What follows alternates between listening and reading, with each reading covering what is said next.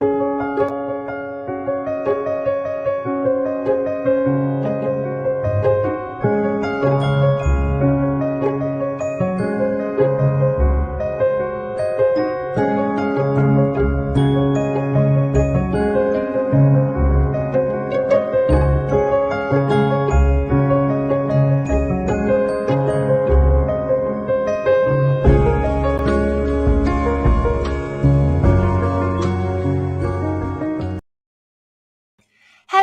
everyone. Welcome to this week's Fireside Creators. I am your host, Reverend Dr. Sherry Palace. This week's show is with Dr. Bradley Onishi, and we are discussing the extremist history of white Christian nationalism, which he wrote about in his latest book.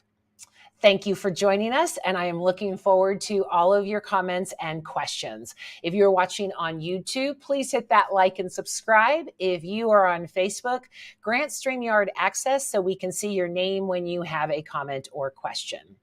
Please keep all comments and questions related to the show topic, and remember that this is a safe space.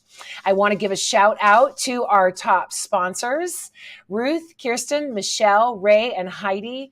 Thank you so much. I appreciate all of your support. If you would like to support the show, simply go to sherrypalace.com, and there are literally dozens of ways to help. Thank you in advance. And thank you for welcoming us into your home and joining the conversation. I appreciate you all. If you haven't heard, we are doing a live show at the Wild Goose Festival. It's July 13th through the 16th, and come watch and be part of the show. The Wild Goose Festival is a one-of-a-kind gathering celebrating and bringing together activists, artists, and seekers from all walks of life, exploring justice, art, spirituality, and community. It's held at Vanoy Farms in Union Grove, North Carolina, and I would love to see you there. They have engaging workshops, inspiring panels, and interactive experiences. The Goose has something for everyone. As a Fireside Peep, you will get $50 off the price of an adult weekend ticket. Just use the discount code SHERRY. To get more information and your tickets, go to wildgoosefestival.org. I would love to see you there. And we are approaching our 100th show. And for it, I would love to hear from you.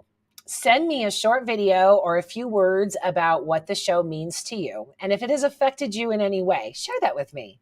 This show is always about you, so I want to hear your voice. Send it to info@sherrypalace.com, where I'll get it and chat with you and all that good stuff. I'm looking forward to hearing from you. Okay, enough housekeeping. Let's meet our guest and get smarter. Dr. Bradley Onishi is an associate professor of religion at Skidmore College and the author of Preparing for War, The Extremist History of White Christian Nationalism and What Comes Next. He's also co-host the Straight White American Jesus podcast. Welcome back, Bradley. How are you? Good. Thanks for having me. Good to be here. Well, when I saw your book come out, I was like, oh, we have to do a show on this. We just have to. So how's it going?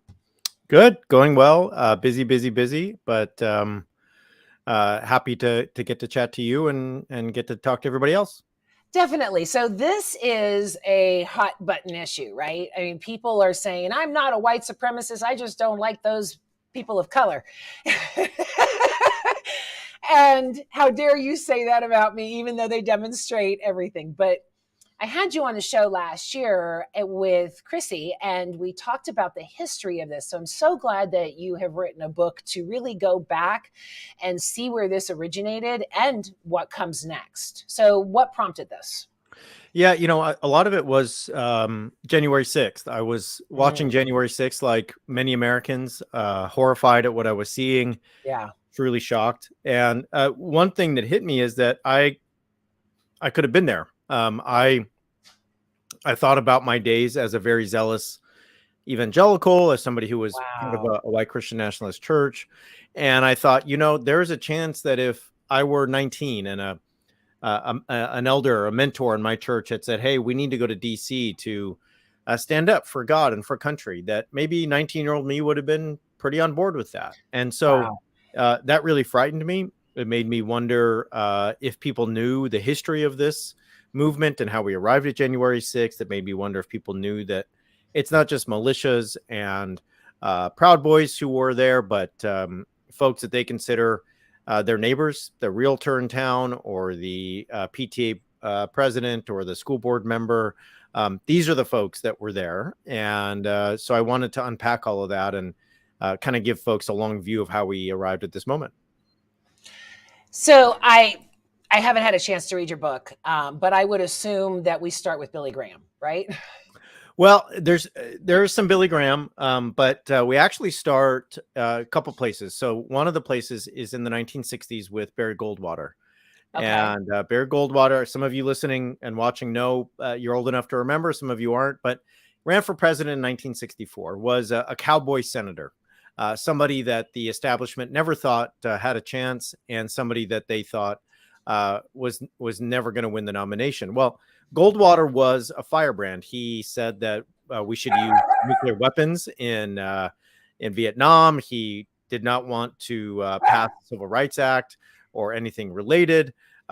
He had so many things that were considered extremist. Well, there was a reason for that. He said when he was nominated for the presidential candidacy of the Republican Party, he says, extremism in the defense of liberty is no vice. So he basically says, if you want your country and you want it back from all the immigrants and the people of color and the independent women and everybody else, well, you're going to have to be an extremist. And my argument would be is that from 1964 forward, there are many people in the country, white Christians, white Christian nationalists, who have really taken that advice and thought, if we want to get our country back from people we think don't deserve it, then we're going to have to be extremist. And that's kind of starting point for the story that I trace.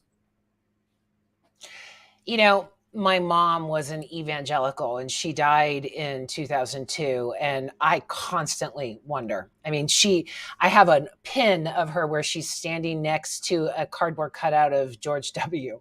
And she's all smiling, heavy evangelical. And I remember her saying to me, but Clinton was a liar, liar, liar, liar. And I wonder, had she lived, where she would be now. Would she be a Trump Republican? Would she be calling for it? Because she was extremist. She abandoned me, for the love of God.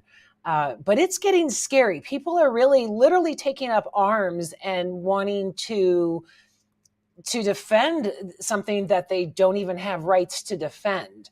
How is it in the church? Is it in the media? How are they getting so indoctrinated to the point of rage and actual violence?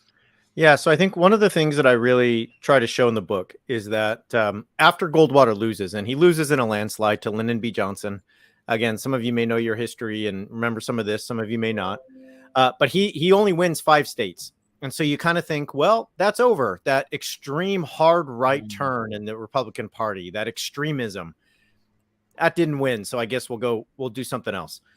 A lot of the foot soldiers in Goldwater's campaign were young at that point, 20, 25, 28 years old. Hillary was on his campaign.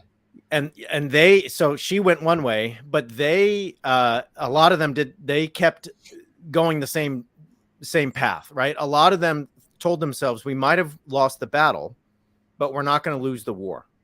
And from the ashes of that campaign, Paul Weyrich emerges. Now, Paul Weyrich is the creator of the Council for National Policy. The Council for National Policy is one of the most influential organizations in the country. It is what Ann Nelson calls a shadow network. It's a organization that has tentacles and influence everywhere from the NRA to the Susan B. Anthony list to the school's choice movement to what we see with voting rights and so on. Weyrich creates the Council for National Policy, which I just talked about. He creates the Heritage Foundation, which I think most people have heard about. He helps to. I just got a puppy. Sorry, he's going crazy, and she's going crazy in the background. Ignore the barks. So he helped to create ALEC, and ALEC is the organization that basically writes conservative policies for state lawmakers and gives them to them. What's the point? The point is he builds all these institutions that I think most of us recognize as stalwarts in conservative politics, even now in 2023. He then realizes if I want enough votes to make my vision of America happen, a vision of America where white Christian landowning men are the ones who are in charge. If I want that to happen, I need more voters. So where am I going to find them? I'm going to find them among conservative white Christians. So Weyrich was Catholic. He approached Jerry Falwell, a very well-known Protestant minister, and together they formed the moral majority. Which is anything but moral, by the way. Yeah. And so they team up, and it's really that alliance that unites the churches and the preachers with the political operation. Now, that may sound like ancient history, but it's that history that carries forward today into what we see with, as you talked about, MAGA republicanism and January 6th. So maybe the whole theory of we're going to win the war is what I've been missing, because I constantly look at these group of people and say, you've lost over and over and over again. I know a lot of it's based on insecurity. I know a lot of it has to do with the great replacement and feeling invalued and all of this fear behind it. But I just don't understand why someone would get behind such a losing team and swear that they would win this time. Is there any psychology behind that? I think there's a couple things there. I think one, in their minds, they haven't lost all the time. In their mind, they can point to the presidencies of Ronald Reagan, the presidencies of George W. Bush, and of course the presidency of Donald Trump, and say, look, these are all victories. They can point to a Supreme Court that has been taken over by the Federalist Society, and the Federalist Society is related to Paul Weyrich and all that stuff I just talked about. And they can say, look, we have a majority on the court. That court has overturned Roe v. Wade. That court is protecting what they think of as religious liberty. Mm-hmm. That court is rolling back protections for all kinds of things. The Voting Rights Act was basically gutted about a decade ago. What's the point? The point for them is, yeah, totally, Michelle, and I'll get to that point in a minute. They don't think they're losing all the time. Now, even if they say Barack Obama won twice, right? They do two things, and this brings up Michelle's point. One, they don't care if they lose a midterm election, because the war they're fighting is a cosmic war. It's a war to the end of the universe. So I think this is actually a strategic advantage for them, because a lot of people on the other side of the political spectrum are saying, hey, I don't really want to be involved in politics all the time, but if it means getting abortion back, reproductive rights back to where they were, then I'll do it. And once that's done, then I'll go back to going out to brunch and playing pickleball, right? Yeah. This group is thinking, all right, we didn't win the 2022 midterms like we wanted to. The Democrats still have a majority in the Senate. We're coming hard in 2024. We're not giving up. We're not going to hang our heads. What is plan B? What is plan C? What is plan D? And to Michelle's point, the other part of this psychology is when we lose, we didn't really lose. Okay. So when we lose, we say that, yeah, Donald Trump had the election stolen. When we lose, we say that Barack Obama is not really an American citizen. When we lose, we say Barack Obama doesn't have a valid birth certificate, right? So on and so on and so on. I mean, if we remember the popular vote when, let's go backwards. Donald Trump lost the popular vote to Joe Biden. Mm-hmm. Donald Trump lost the popular vote to Hillary Clinton. Mm-hmm. Barack Obama won the popular vote. Mitt Romney lost the popular vote in 2012. Barack Obama won the popular vote, beat John McCain in 2008. Mm-hmm. Now in 2004, George W. Bush, the first time I'm saying it, a Republican won the popular vote. In the year 2000, we had the whole runoff between Bush and Gore and Florida, and the Supreme Court and the whole thing, hanging chads, blah, blah, blah. What's the point? The popular vote doesn't go their way. But if you ask them, they will say, America is for us. We are winning the battles. And even when we don't, it's because the game is rigged against us. So in their mind, defeat and an election here or there is not going to stop anything. And I think that's something I really want people to take away from the book. So it's the ultimate victim mentality. Well, the victim mentality, I think there's a lot to say there. I think that one of the things I really want people to know about white Christian nationalists are people who think that the United States was built for and by Christians. Okay. And as a result, they want Christians to be privileged in the public square. So if you're a white Christian nationalist, you're a white person who thinks Christians should be privileged in the public square. And I can talk more about why the white part means a lot in a minute if you'd like. But the point is that white Christian nationalists thinks that they are one of the founders of the country, that they're just inheriting the lineage of the founders and the Mayflower and the Massachusetts Bay Colony. So if you try to check their privilege, their power in any way, they immediately switch into victim mode. What they're saying is how dare you try to check my place in the country? I built and founded and made the country. You all are supposed to just simply be grateful that you're here in such a great place that my ancestors built. How dare you? So the victim comes from the idea that they founded the place. All of that makes so much sense because, I mean, it's like there's a sense of entitlement, there's a sense of supremacy. And I always say, you know, if you really start digging, it's all bullshit. Because they didn't build this country. They confiscated it. They destroyed everything. Then they had other people do all the labor, and they sat back on their fat asses and went, yes, this is ours. And then claimed the Jesus complex of their being crucified too. So racism is behind it, insecurity is behind it. Is there anything, I mean, Christianity, the people at the pulpit justifying this stuff. Is there anything else behind it? Yeah, there is. I mean, I think one of the things that I try to do, one of the events in the book that I spend some time on is the 1980 election. So that's an election between Ronald Reagan and Jimmy Carter. Okay. Now let's think about Jimmy Carter. Jimmy Carter is a prototype of what you think that the Southern conservative, evangelical Christian would want, right? Jimmy Carter he's a Southern Baptist from birth. Hate him. He is somebody who marries his high school sweetheart. He never has any other girlfriend or wife except for Rosalind Carter, who he's still married to 70 years later. He is born again. He teaches Sunday school. He's from a rural part of Georgia, the deep South, nowhere near a city, and he becomes a military officer. What else would you want? Seemingly, right. It's like he was made in a lab for the conservative white Christian. Well, by the time that his presidency is underway, he becomes public enemy number one for the people I talked about earlier, for Jerry Falwell, for Paul Weyrich, and all the people that followed them. And that is because of a number of things. He was putting more women and people of color on the judicial bench than anyone before him. He was not coming out with a hardline stance against abortion. He was not coming out with a hardline stance against homosexuality and different kinds of family formations. He also was somebody, when it came to foreign policy, who wanted to negotiate and use diplomacy rather than simply go to war. All of these things signaled to the white Christian nationalists who are with Weyrich and Falwell and everyone else that he might share our faith, but he doesn't share our values. He might say he's a Christian, but he's not enough of a nationalist.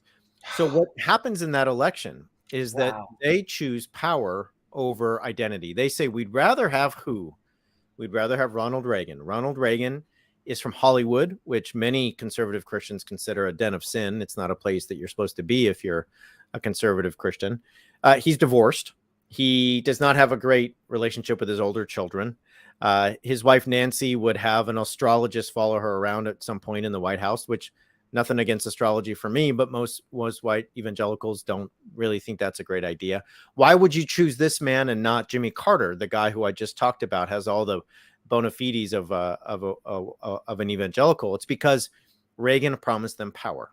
He promised them that he would return the country to the kind of social order they wanted. And, you asked what's behind this.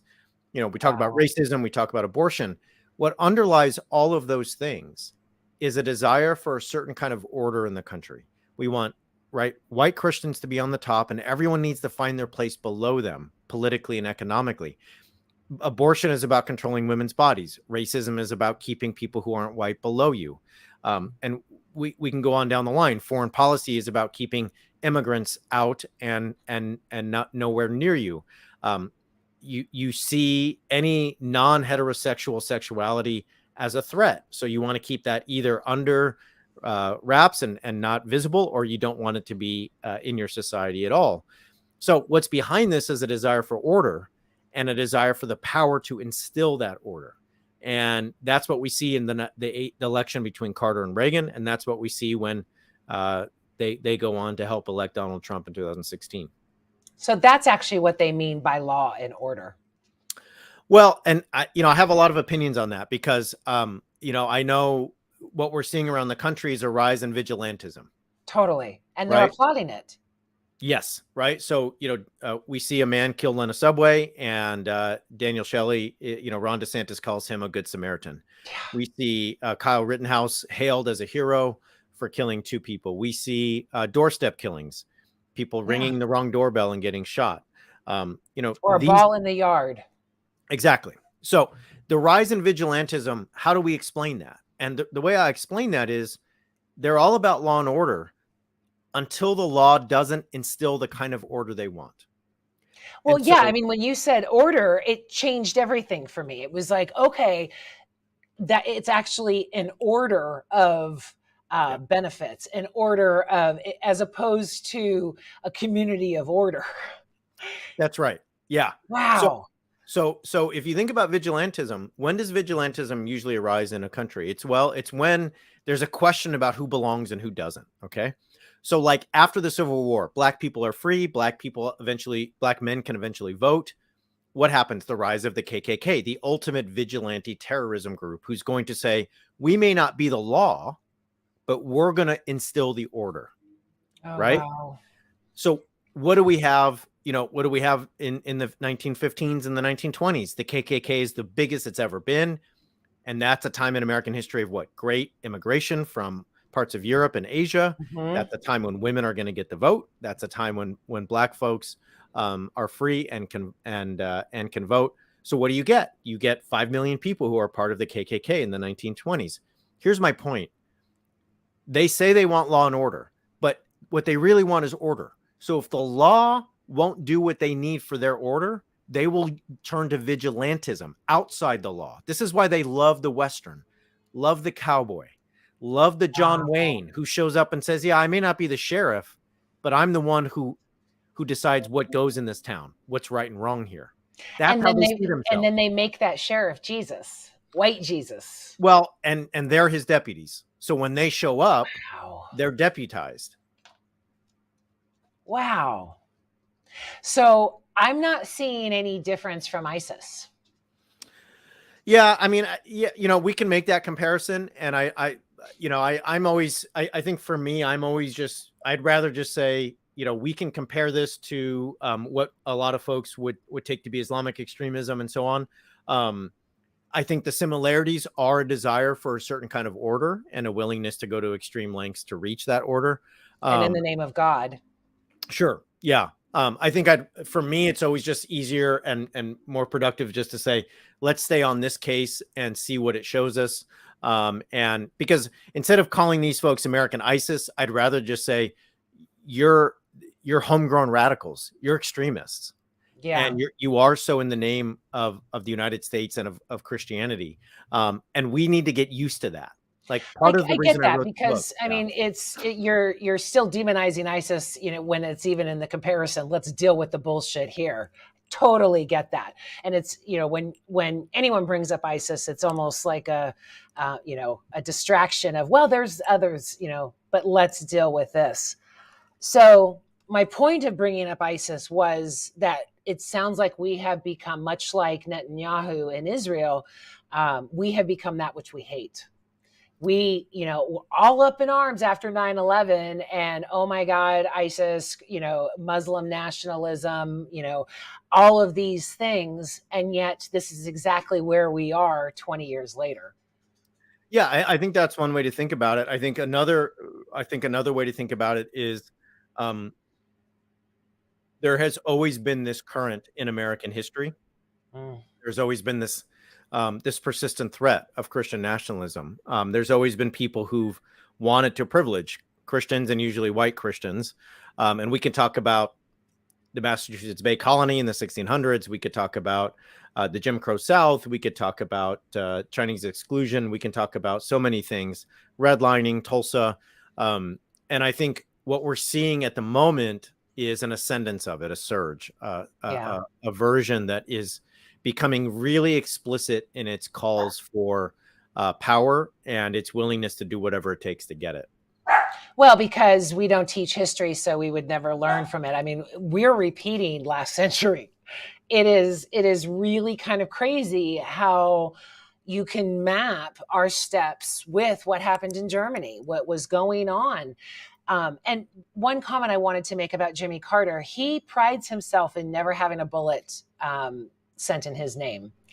And if that's not Christ-like, if that's not more like Jesus, then I don't know what is. So how do we deal with the hypocrisy of this? Because they're claiming to be a religion of love, following Jesus, and yet it is truly the antithesis of this.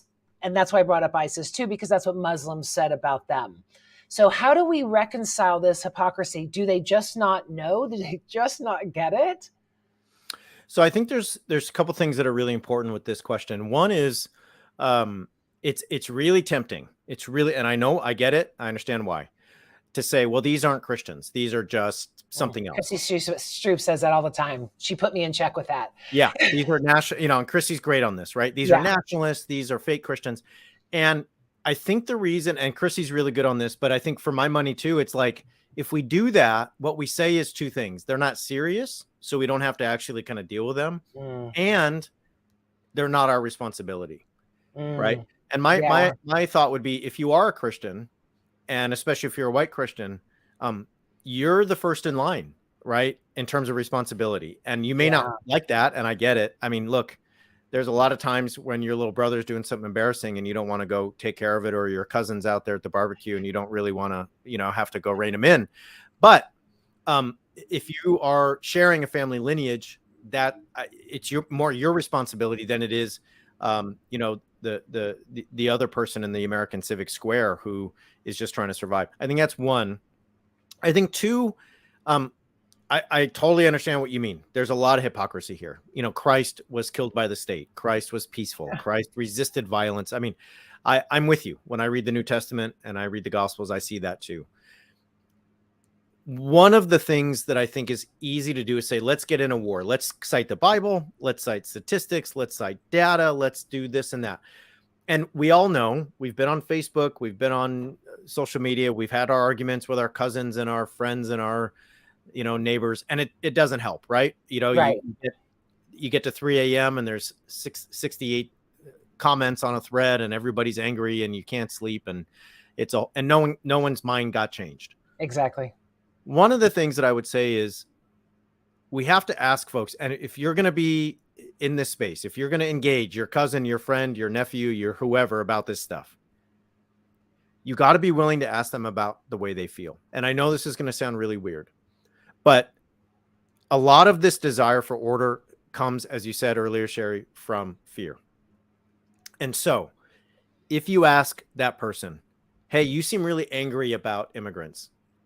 What scares you about people coming to this country from elsewhere? Why does that make you anxious? Tell me about it. You seem really into needing to protect the vote and you think there's fraud. Okay. Why? What's wrong there? What is so scary about that? You don't seem to want, there to be books in the library that talk about gay folks or the histories in this country of slavery or Japanese incarceration or anything else. Why does that seem like a threat to you? What would happen if your kids were able to read those books? You seem really scared, anxious, threatened, angry, irritated, resentful, right? And if you let them talk, and you're going to hear a lot of stuff you don't agree with, okay? You might get to a place where they're actually talking about how they feel rather than who they're directing their feelings toward. Right? Okay. So instead of, hey, those dumb, those effing bleep, bleep, bleep, bleeps, those folks from, they might tell you about, I'm scared, I'm anxious, I'm angry. They might let you do the same. So I might be able then to say, you know, I'm scared too. I got kids. I'm trying to raise them. This is happening. I'm anxious. I'm hurt. I'm worried. And if you do that, you might be two people talking about, right, having bodies in the world and feeling vulnerable. People saying that they're hopeful, worried, anxious, anticipating whatever may be. And then you might not be what they've been told you are. Because what they've been told you are is somebody who worships Satan, who smells like sulfur, who has serpent DNA, who is a godless, Marxist, globalist, secularist, who hates America and wants to destroy the country. That's what they've been told. And if you get into the space I just talked about, you might just be two cousins, two friends, two colleagues having a very, excuse me, having a very human discussion, rather than ideological enemies or the kind of person who they've been told is trying to destroy America. Now, don't get me wrong, that is not easy. It is hard. It may not work. And you're going to have to listen to them say things that are probably verifiably untrue and perhaps even on the side of conspiracy.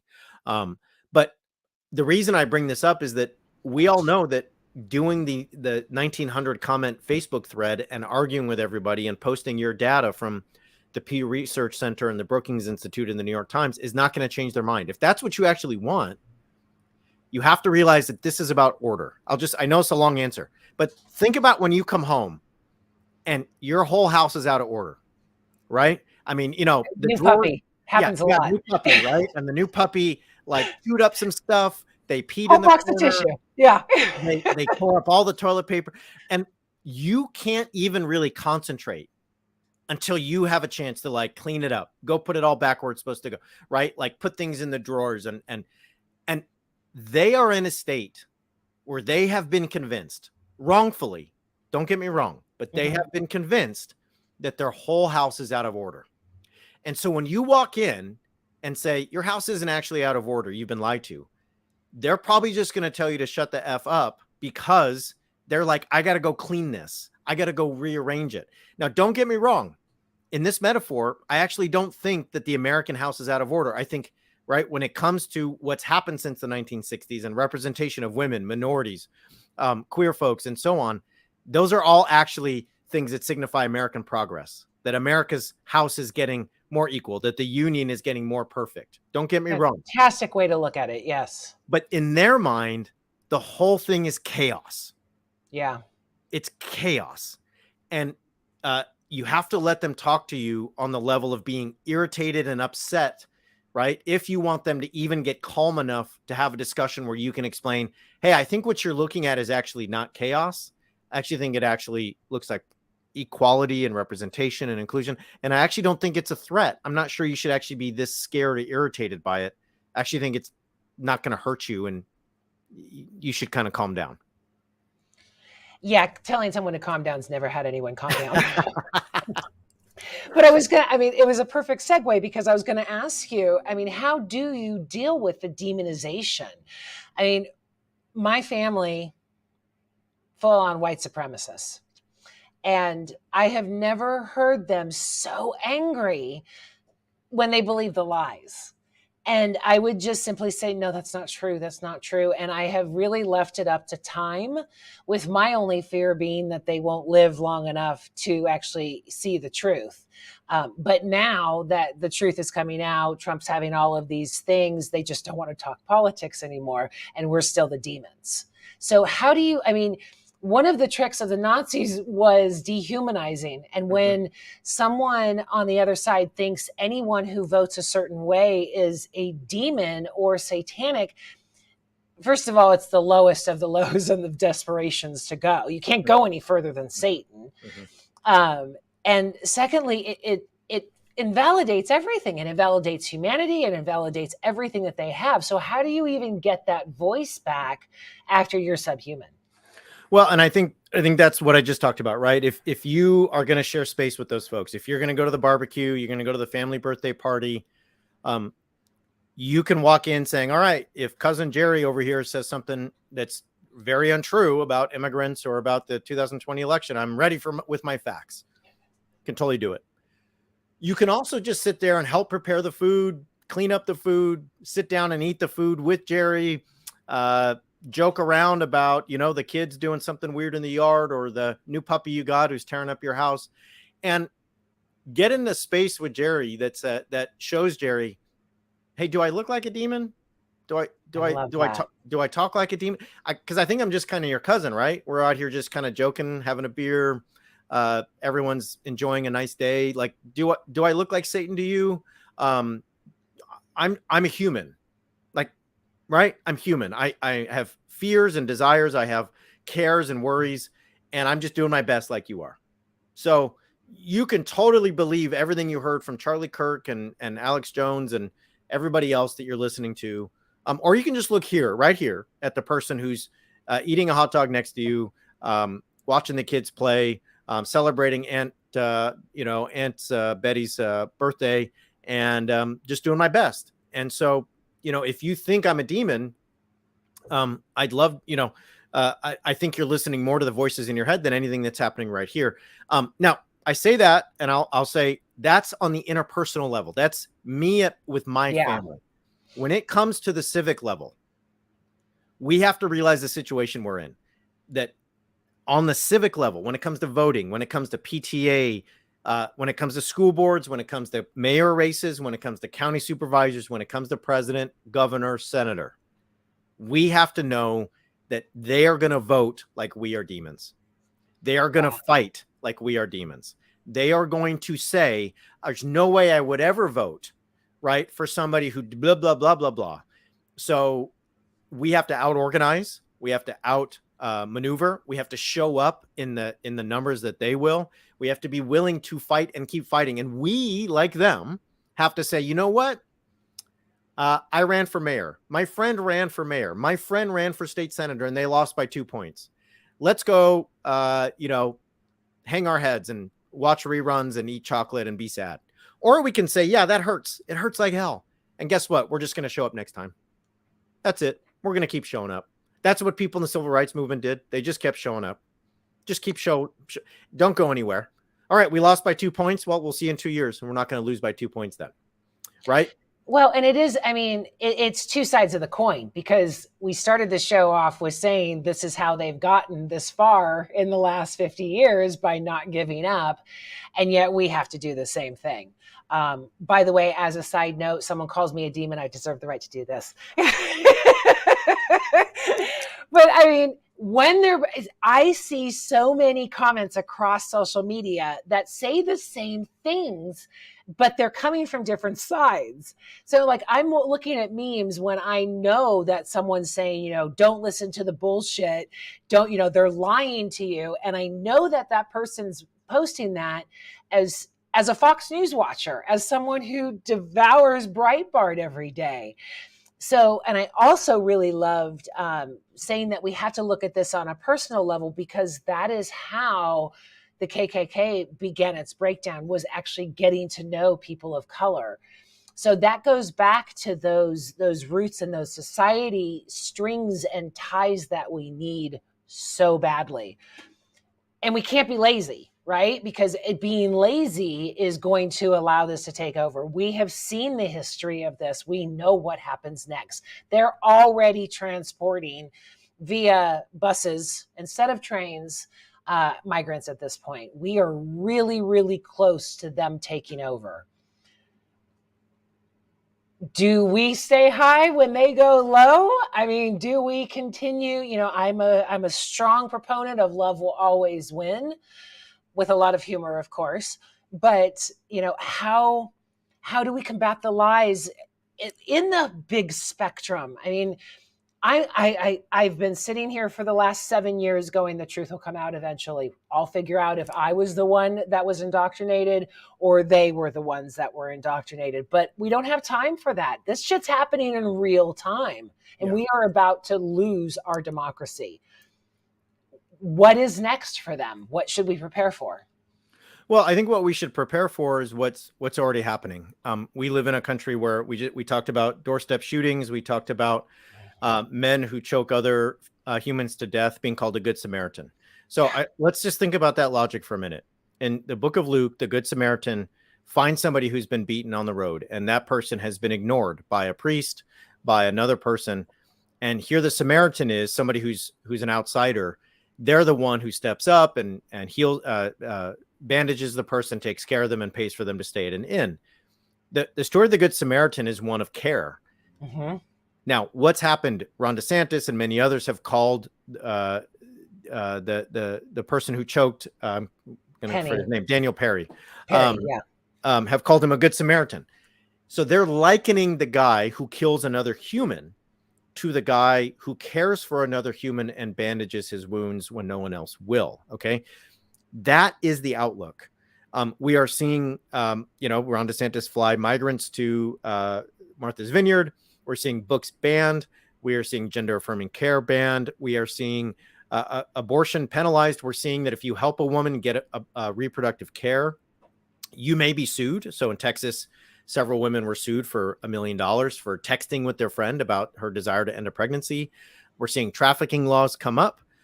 We are seeing all kinds of stuff. Drag Queen Story Hour is being terrorized by AR-15s. People are taking out electrical grids in order to stop Drag Queen Story Hour from happening. Just last night, somebody drove a truck into the White House barricade at Lafayette Square with a Nazi flag. Mm-hmm. Patriot Front attempted a massacre in Coeur d'Alene, Idaho last summer. In Arizona, there were men sitting outside of drop boxes with voter drop boxes with AR-15s. What we are seeing now is going to continue into the future. We are in a place where what we have to ask ourselves is, how can I be involved? Where can I get plugged in? Because the way to combat truth is action. The way to combat the lies is action. Mm-hmm. We can get on social media and share memes. That's fine. But I want to ask people every time I give a talk, I'm like, what is one thing that you care about that you're not currently doing anything about? What is the thing? Is it reproductive rights? Is it voting rights? Is it, thinking about education and the ways that books are being banned?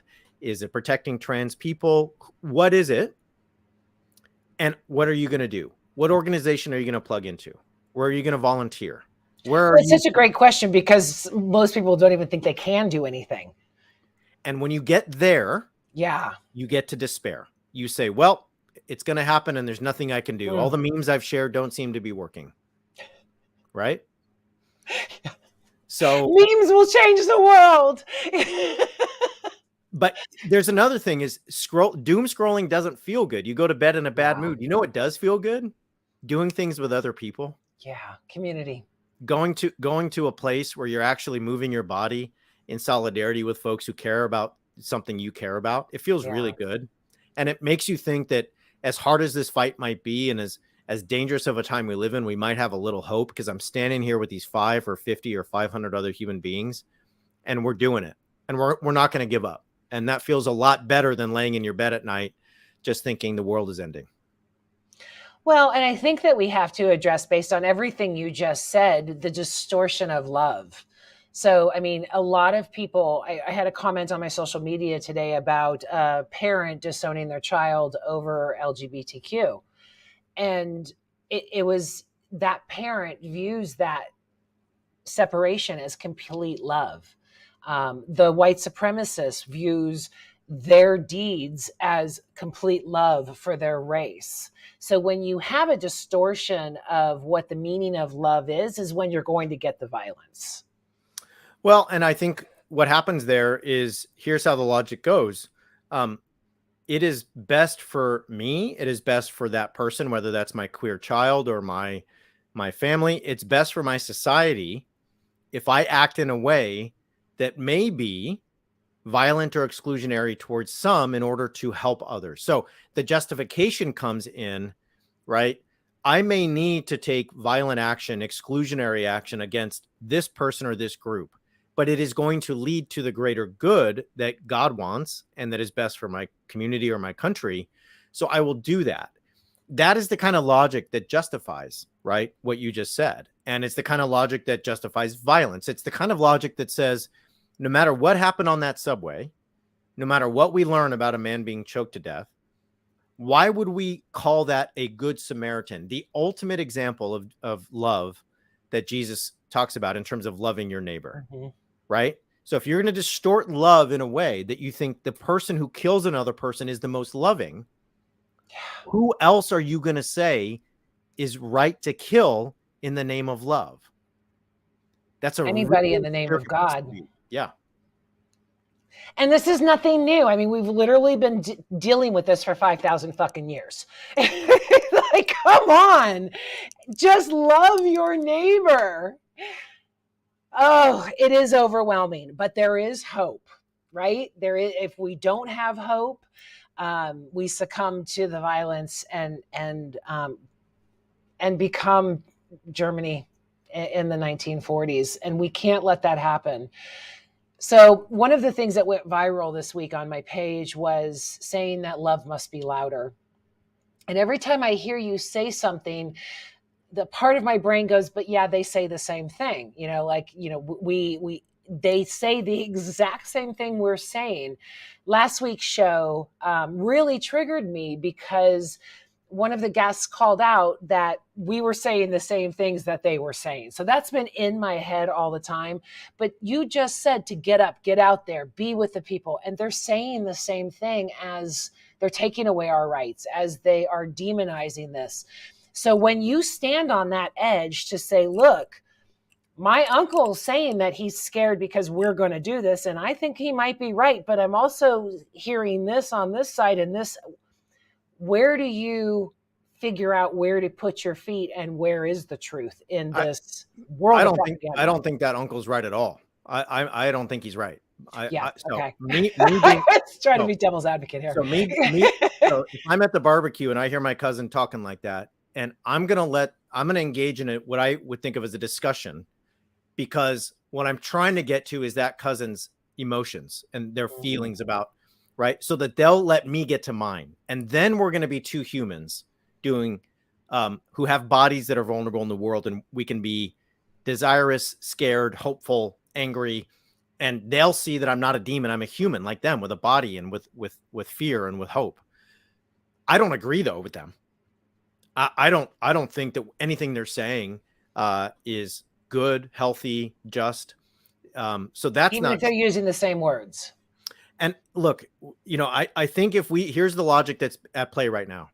Hey, we are saying that we need to fight for justice and love, and we need to get out there and do something about it. And they're saying we need to fight for justice and love, and we need to do something about it. Mm-hmm. So the logic is, well, if they're saying that and we're saying that, then we might just be as bad as them, or maybe it's just one against the other and who wins. And I think that's a defeatist logic. I think that's another way we think ourselves out of what we know is right and true. If you're a person who's listening tonight, watching, if you're thinking about these things, I want you to think about your values. What are your values? What does a society that is more just and better and more loving look like to you? And start there. And that's then say, such a great question anyway. How do I create it?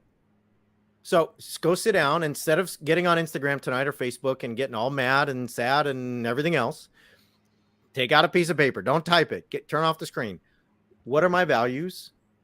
What do I want the world to look like? And then what am I doing to create that world? Love that. And if you do that, then it puts the vision and it puts the perspective in your eyes and in your vision. It's not, hey, they say this and I say that. Who's right? Who's wrong? Everything I say, they say also, but they do it from there. Who the fuck cares? Yeah. All that matters is this.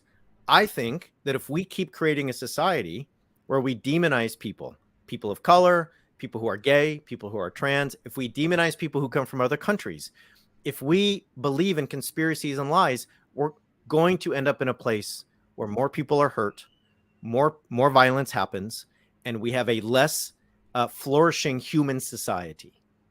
So I'm going to just pursue, right, what I think can be a beautiful human garden, as fragile as it might be, and they can say what they want. They can copy my language. We might be using the same language at the same time. I don't care. I got to do rather than just worry. Well, and I love that question because it takes the politics out of it. I mean, I'm a big one to say that, you know, political parties are going to ruin this country. But when you ask yourself, what are your values? What are you, I mean, if you are writing on that list to say, well, I'm a Democrat and that's part of my values, politics are way too fluid. You know, Democrats 150 years ago were slave owners. So to take that identity out of the party politics really might be a way to overcome that propaganda just from the start by saying, take out all the bullshit, take out the parties and the politics. What do you care about? Well, and then you say, all right, who is working towards the society that I'm imagining? Who are the people that are actually going to fight for that? And what you're going to find is you're not going to find everyone, or you're not going to find anyone who is going to do everything that you think would make for a better human society. Yeah. But you can start to make decisions. Well, who deserves my time? What organization am I going to go say, you know what, 1 hour a week, 3 hours a week, I'm going to do this with them. I'm going to go there on a Saturday. I'm going to make phone calls on a Wednesday. I'm going to give so much money per month. If there's an election, yeah, so-and-so and against so-and-so, neither perfect, but is one going to help us toward that human garden I envision more than the other? And there's a good chance that the other is actually trying to burn the garden and tell me that fire isn't fire while they're doing it. Or sweep it. Yeah. And so, you know, I get it, right? You know, there's a lot of candidates that they're not 100% to where I'm at. They're not even 80%, but we have to make real life decisions, and we have to sort of be willing to do that. Otherwise, and look, we can do the circular firing squad. We can say that ideological purity is preventing me from supporting a candidate or a race or an issue. We can do that. But if we wait for purity, we're going to be waiting to the end of the world. Oh my God, it'll never happen. We're all human and completely flawed. I mean, we should never put our 100% trust in any human. Again, look at the law of averages as far as what that person does. And I think that I'm having so many ahas with this conversation. I think that a lack of focus on our own morality and our own ethics is part of what happened here, because I know in my churches growing up, we were to follow their morality. We were to follow what they said was ethical, never asking us to own it necessarily. Jesus wiped out all the sins. We had all of those things. So we just need to follow the path, not take ownership of it. And when you really question what you stand for, then you're going to have to do the work behind it. And when you own your own morals, it's easier to stand there and say, he's not for what I stand for, as opposed to having them so fluid that it just goes with the ebbs and flows of the political parties. Yeah. And, you know, we can say that, you know, Abraham Lincoln was a Republican. I don't care. I don't care. What I care about is, right, Abraham Lincoln was a deeply flawed person with a deeply flawed presidency, ultimately led to the end of slavery. That's a good thing. And so, you know, this is nothing I'm saying today is about being a Republican or a Democrat. But it is about saying, and this is where my book comes in, that over the last 60 years, the GOP has been taken over by extremists. And part of, I think, where we find ourselves is feeling like there's such an onslaught of conspiracy and untruth and violence that we don't know what to do. And I get it. I totally get it. And that's why my approach is this. Ask the questions I just talked about. What are my values? What's the human society I want? And then say, what am I going to do about it? And just start with one thing, because you can talk about climate change and book bans and gender affirming care and reproductive rights and immigrants. And you can overwhelming. Yep. What's your thing? What is your thing today, this summer, that you're going to do? What is it? And if you don't have time to do that, then you don't get to complain that the world's going to hell. You got to find one thing you can do to help us move the other way. I love that, because I'm always, onus is on us. Onus is on us. Stop bitching, do something. Love it. Okay, you have to send me your book. Okay, let me get it. Let me hold it up. Before we close out the show, is there any more comments or questions that from the audience? I love all of the positive feedback. Oh, I can do something better. Watch this. All right, help me out.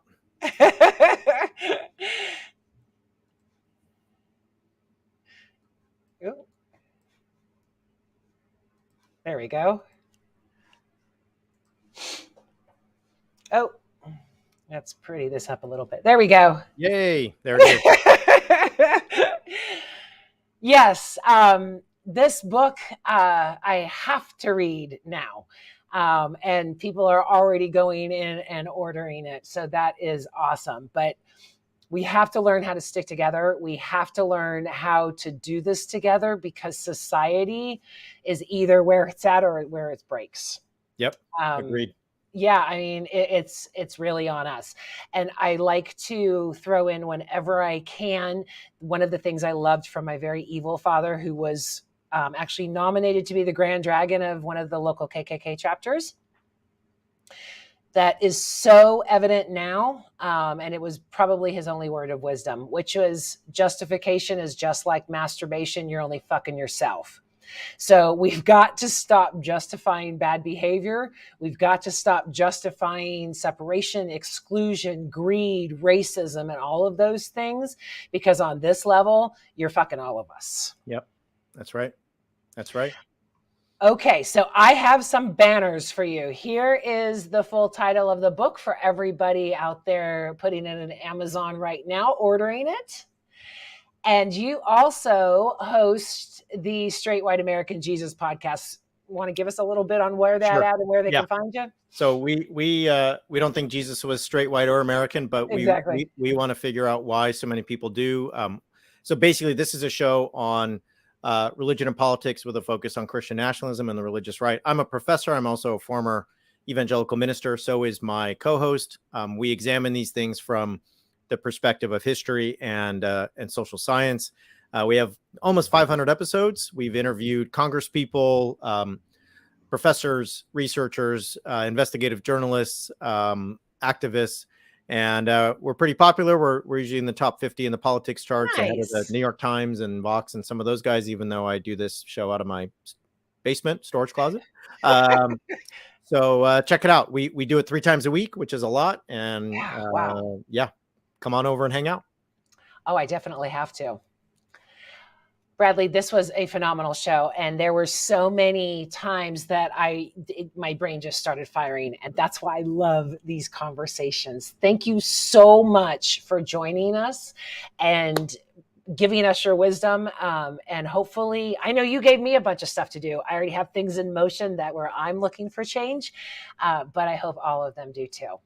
Thank you so much. I'm going to send you backstage and close the show. Any final comments or anything? No, just thanks so much for a great conversation, and thanks for inviting me. Oh, it was fabulous. Thanks for coming. Okay. Go buy his book. This book is really going to create change, because it implements change. It tells you where you need to inflict it. It tells you where you need to put love. And shows you the history behind it. So I'm all about knowledge and making us a better and more loving planet. I think this is the book that will do it, or at least help. I will see you next week, and buy your Wild Goose tickets, buy the book, see you on Facebook and Twitter. And as always, walk in love. Thanks so much. I'll see you next week. Mwah! Bye.